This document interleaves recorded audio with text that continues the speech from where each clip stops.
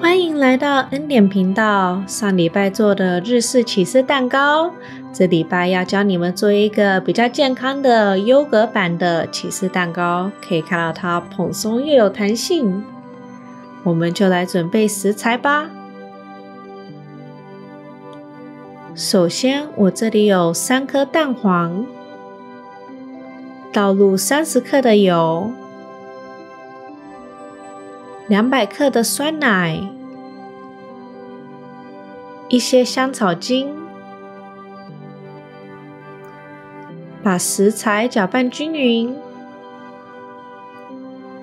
再过筛15克的太白粉和35克的低筋面粉，用 Z 字形的方式搅拌到面粉看不到，我们就可以来打蛋白了。用低速打3颗蛋白，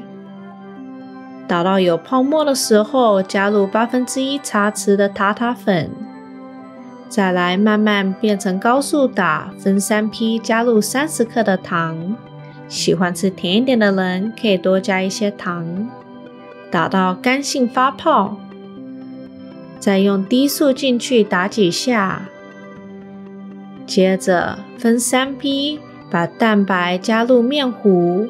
轻轻的搅拌，小心不要过度搅拌哦。再把面糊倒入6寸的蛋糕模里面，轻轻的震几下，把气泡震出来，就可以放进烤箱烤425度10分钟，然后降温到250度烤30分钟。我们现在就有一个美味又健康的起司蛋糕了，可以看到它看起来还挺有弹性又松软的。喜欢的人请订阅、按赞、开启小铃铛，别忘了分享哦。我们下次再见。